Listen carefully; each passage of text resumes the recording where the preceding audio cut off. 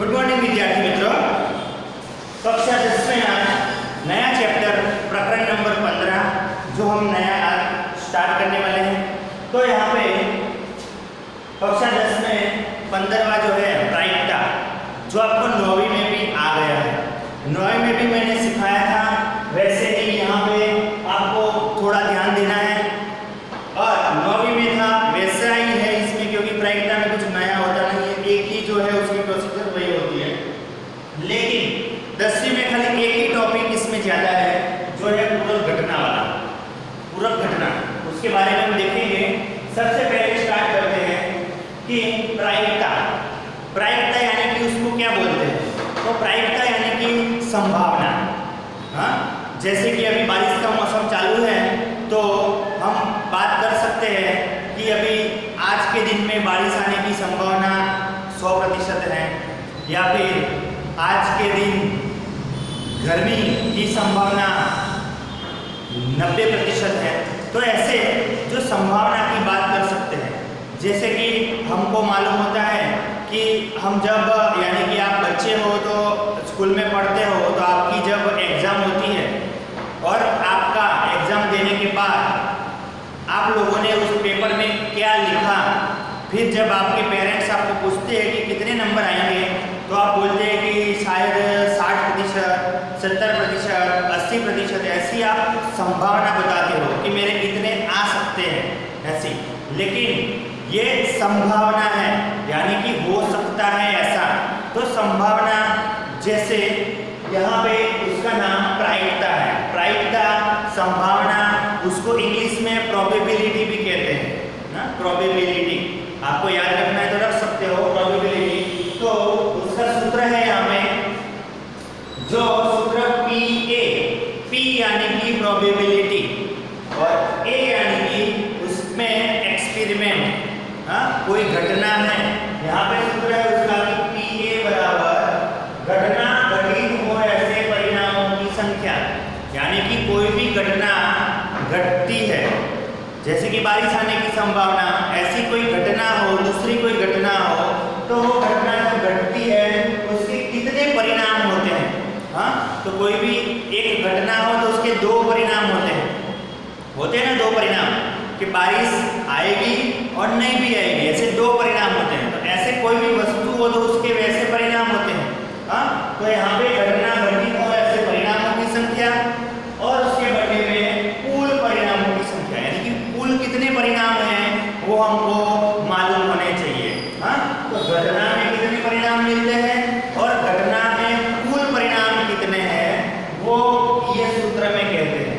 तो ये संभावना का, यानी कि प्रायिकता का सूत्र है, बराबर। तो ये PA बराबर घटना घटित हो ऐसे परिणामों की संख्या बटे में कुल परिणामों की संख्या, ऐसे दिया गया है। तो ये वाला सूत्र आपको अच्छी तरह से याद रखना है। ये सूत्र जो है वो 10 बार लिख देना, इसलिए याद हो जाएगा। और संभावना है कि प्रायिकता वाले पार्ट में एक ही सूत्र है, इसलिए वो आपको याद कर देना है। और ये जो पार्ट जो है हमारा बोर्ड की एग्जाम में 4 नंबर में आता है। कितने नंबर में? 4 नंबर के प्रश्न इसमें से आ सकते हैं। यानी कि ये जो पार्ट है वो एकदम सरल है, इजी है। 9वीं में भी आ गया है और ये 10वीं में फिर से आया है, इसलिए ये आपको बहुत ही सरल है। और 4 नंबर आपके जाने नहीं चाहिए। इतना आ गया तो समझ लेना कि आपके 4 नंबर पक्के हैं, बराबर। अब यहाँ पे जो हम प्रयोग करते हैं, प्रयोग यानी कि कोई केमिकल से प्रयोग नहीं करना है। हाँ, तो यहाँ पे जो हम घटना के प्रयोग, एक्सपेरिमेंट करते हैं, तो प्रयोग की सभी घटनाओं की प्रायिकता का योग जो होता है वो 1 होता है। यानी कि उसमें जितने भी परिणाम मिलते हैं, 1 मिले, 2 मिले, 3 मिले, 50 मिले, 1000 मिले, लेकिन उसका जो आंसर आता है, यानी सूत्र में वो परिणाम लिखेंगे, बटे में कुल परिणाम लिखेंगे, जो आंसर आता है, ऐसे जितने भी आंसर होते हैं सबका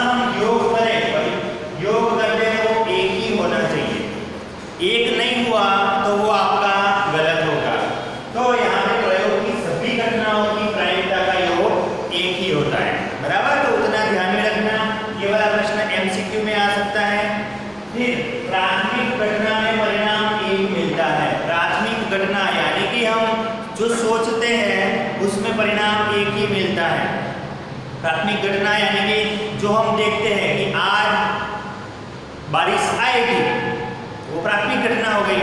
लेकिन ना भी आए, वो कौन घटना हुई? लेकिन प्राथमिक घटना के बारे में हम देखते हैं तो प्राथमिक घटना में परिणाम क्या मिलता है? एक ही मिलता है। ये भी एमसीक्यू में आ सकता है, ध्यान में रखना। फिर ये वाला जो है नया टॉपिक है, 9वीं में ये नहीं था, 10वीं में है, तो थोड़ा ध्यान रखना है। ये पूरक घटना किसे कहते हैं? पूरक घटना किसे कहते हैं? तो ए नहीं है, यानी कि जो भी घटना कोई भी प्राथमिक घटना है वो नहीं है। ऐसे कि कोई भी उदाहरण लेते हैं कि हमने एग्जाम दी, परीक्षा में पास हो जाऊंगा, ऐसे बोलते हो जाऊंगा, हाँ, लेकिन नहीं भी होगा क्योंकि मैंने अच्छा पेपर नहीं लिखा है, तो वो उसकी पूरक घटना हुई। पूरक यानी कि उसको विरोधी बोलते हैं, हाँ, लेकिन यहाँ पे हमको पूरक घटना नाम दिया, इसलिए हम पूरक घटना ही बोलेंगे उसको। तो ए नहीं है, जिसको हमको दर्शाना है तो उसको ए ऊपर आड़ी लाइन यानी कि ए बार बोलते हैं उसको। तो ए बार संकेत से उसको दर्शाते हैं। और जैसे यहाँ पे पी ए लिखा है, उसी तरह इसका सूत्र भी ऐसे पी ए बार बनेगा, बराबर, मालूम पड़ेगा ना, हाँ, तो पी ए बार होगा। तो अब ये वाला जो सूत्र है इसका मोस्ट इंपोर्टेंट है कि P A plus P A bar बराबर 1 होगा। यानी कि कोई भी घटना की पूरक घटना दोनों का हम जोड़ करें तो आंसर कितना आएगा? 1 आएगा। उतना ध्यान में रखना कि दोनों पूरक घटनाओं का योग 1 होता है, बराबर।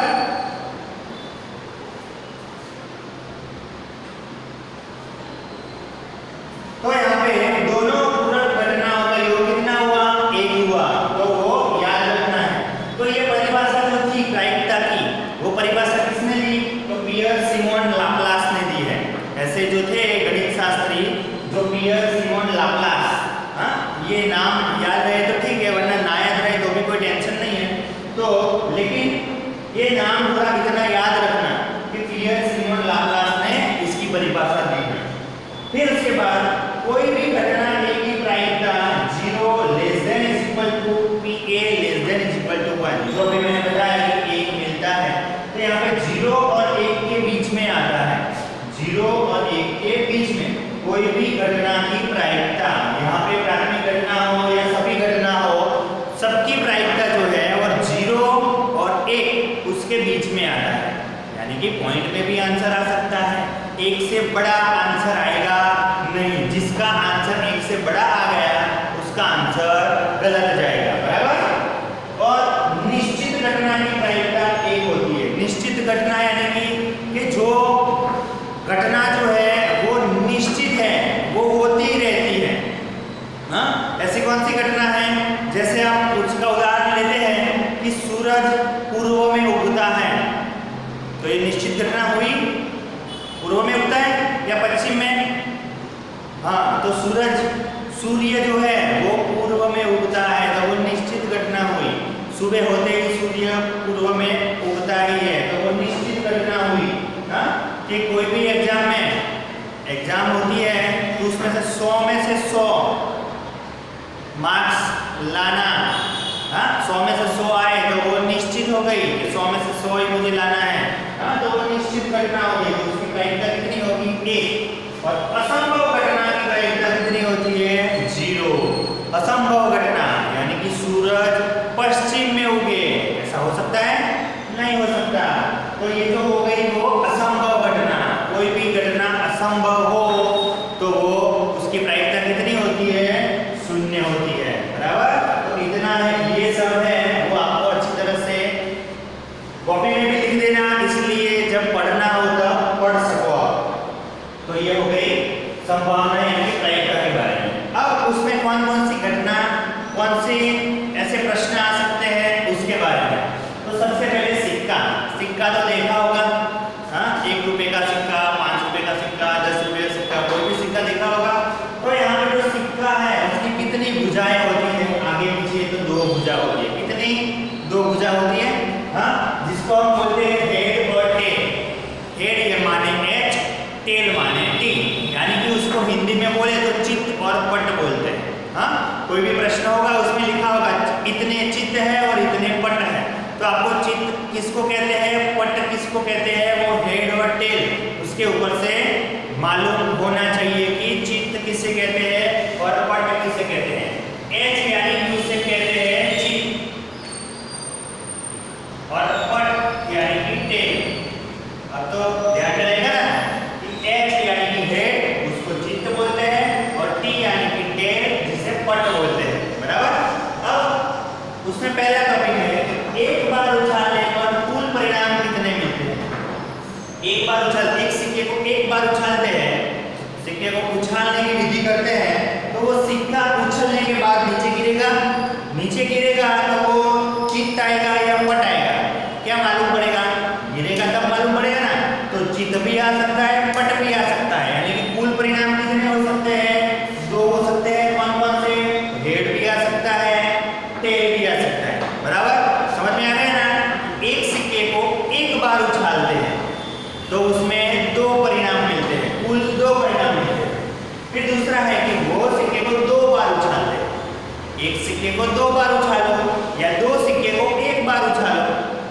समझ में आ रहा है, एक सिक्के को दो बार उछालो या दो सिक्के को एक बार उछालो, वही हुई घटना। घटना तो वही होगी ना कि दो बार उछालने पर कुल परिणाम कितने मिलेंगे, तो दो बार उछाला, एक बार उछालेंगे तो दो परिणाम मिलेंगे, दूसरी बार उछालेंगे तो दूसरे के दो परिणाम मिलेंगे, दो और दो कितने हुए, चार परिणाम होंगे, बराबर। अब उसमें कौन कौन से परिणाम होंगे, तो दोनों बार, एक बार उछाला एच आया, दूसरी बार उछाला एच आया, तो दोनों बार एच भी आ सकता है, एक बार एच और एक बार टी भी आ सकता है, एक बार टी एक बार एच भी आ सकता है, और दोनों बार टी यानी कि टेल टेल भी आ सकता है। तो ये कुल परिणाम कितने हो सकते हैं, चार। ओके, फिर एक सिक्के को तीन बार उछालते हैं बारी बारी में, या फिर तीन सिक्के को एक बार उछालते हैं, दोनों घटना सेम है, तो यहाँ पे उसके परिणाम कितने मिलेंगे, 8 मिलेंगे।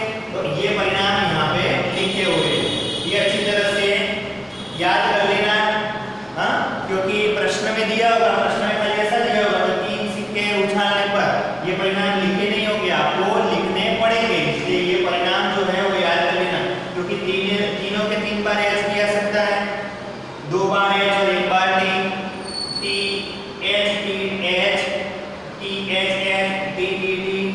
एच, ऐसे ये 8 परिणाम मिल सकते हैं, बराबर। अब 3 बार या 4 बार हो, 5 बार हो, ऐसा कोई प्रश्न में आए तो उसके लिए सूत्र है कि कुल परिणाम ज्ञात करना हो तो यहाँ पे 2 की m का m यानी कि जितनी बार उछालना है वो संख्या यहाँ पे होगी। जैसे कि मान लो कि उसको 5 बार उछालना है, एक सिक्के को 5 बार उछालना है, तो 2 की कितनी घात होगी, 5 घात, तो 2 को 5 बार गुना करो, 2 गुना 2 गुना 2 ऐसे 5 बार, 2 दूनी 4, 4 दूनी 8, 8 दूनी 16, 16 दूनी 32, तो कितने परिणाम होंगे, 32 परिणाम होंगे, बराबर। तो ये उसका सूत्र है कि सिक्के को कितनी बार उछालेंगे और कितने परिणाम मिलेंगे उसके बारे में, बराबर, मालूम पड़ गया। अब पत्ते के बारे में, अभी जो कोरोना वायरस की वजह से जो लॉकडाउन में आप पत्ते खेलते होंगे, हाँ, तो पत्ते में आपको मालूम ही है कि उसके कितने भाग होते हैं, यानी कि 4 प्रकार के पत्ते होते हैं। जैसे कि पहला है काली का, चिड़ी का, लाल और ईंट, ऐसे 4 प्रकार के पत्ते होते हैं। लेकिन पत्ते, कुल पत्ते कितने होते हैं, तो वो 52 होते हैं। कुल पत्ते कितने होते हैं, 52 होते हैं। काली के उसमें 13 पत्ते होते हैं, चिड़ी के 13 पत्ते होते हैं, लाल के भी 13 पत्ते होते हैं और ईंट के भी 13 पत्ते, तो टोटल कुल मिला के कितने होते हैं, 52 होते हैं, बराबर। अब ये जो 52 पत्ते हैं उसमें से काली के जो 13 पत्ते हैं उसमें से चित्र वाले कौन से हैं, चित्र वाले कितने होते हैं, तो 3 होते हैं। कौन कौन से होते हैं 3, तो गुलाम, बेगम और बादशाह, 3 हुए। तो ये जो 3 पत्ते हैं वो चित्र वाले हैं। वैसे चिड़ी में भी वैसे 3 चित्र वाले होंगे, लाल में भी 3 चित्र वाले होंगे और ईंट में भी 3 चित्र वाले होंगे। तो ये टोटल कितने हुए, 12 पत्ते हुए, 12 हुए टोटल, यानी कि चित्र वाले कुल कितने हुए, तो 12।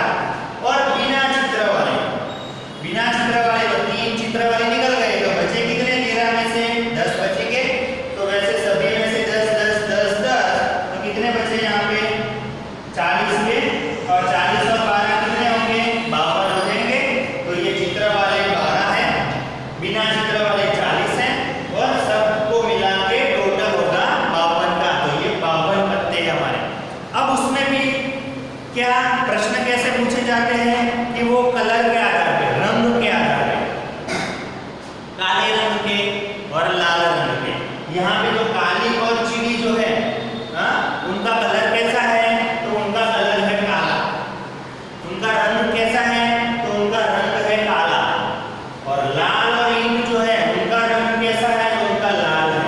तो रंग के बारे में जो प्रश्न पूछे जा रहे हैं तो उसमें ध्यान रखना है, काले रंग के पत्ते कितने होंगे? तो 13 और 13 कितने? 26 होंगे। काले रंग के, रंग वाला शब्द आए तो ध्यान रखना, काला रंग, लाल रंग। लाल रंग के कितने पत्ते हैं? तो 26 पत्ते। काले रंग के 26 पत्ते। काली का हो, काली का इक्का हो तो वो 13 में से कोई एक हो सकता है, काली का इक्का। लेकिन काले रंग का इक्का हो तो काले रंग के 2 इक्के होते हैं, रंग के। हाँ, तो उसमें थोड़ा ध्यान रखना कि शब्द प्रश्न में कौन सा शब्द लिखा है, उसके आधार पे उसके आंसर लिखना है। लेकिन शब्द में गड़बड़ी हो गई तो आंसर में भी गड़बड़ी हो सकती है। तो ये इतना ध्यान रखना है, काली के यानी कि काला रंग, लाल रंग, ये 4 प्रकार उसके पत्तों में। तो ये जो हो गई, ये सिक्के की बात हो गई, पत्ते की बात हो गई। अब उसके बाद हम लेते हैं वो पासा। कौन सा? तो पासा जो है, जो सांप सीढ़ी में हम खेलते हैं, पासा, हाँ, उसके बारे में देखते हैं।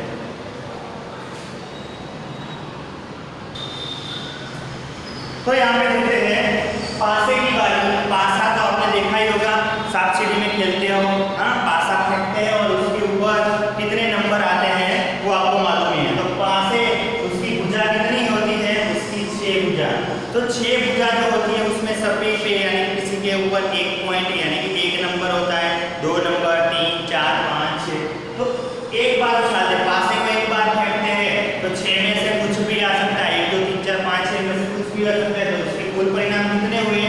तो कुल परिणाम होंगे 6, यानी कि 1, 2, 3, 4, 5, 6, ऐसे एक में से 1 से लेके 6 में कोई भी हो सकता है। तो पासे पर कुल परिणाम कितने होंगे? 6 होंगे।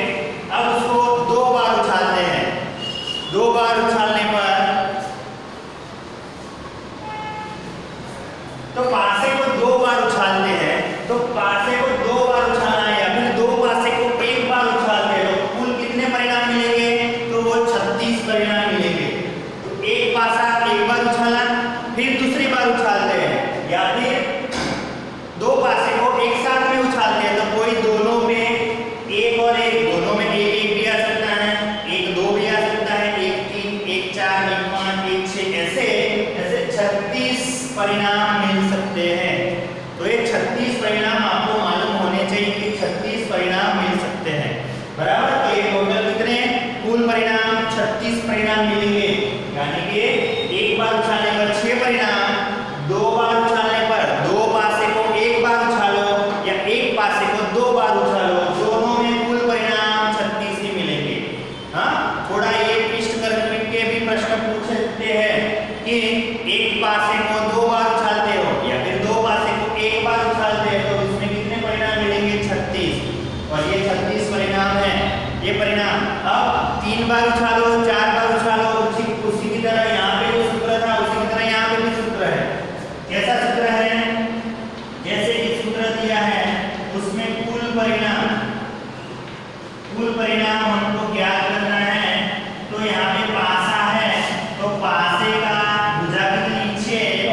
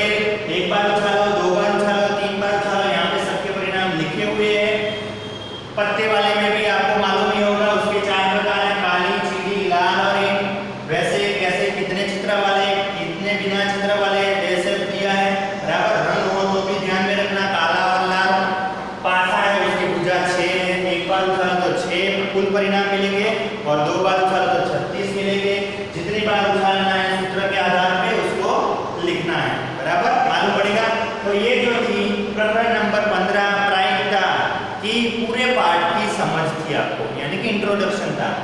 अब इसके आधार पे आपको उदाहरण, जितने भी उदाहरण हैं वो हम करेंगे और फिर प्रश्नावली लिखेंगे। प्रश्नावली में एक ही प्रश्नावली है, इसलिए वो करेंगे कोई बात नहीं। Okay, thank you.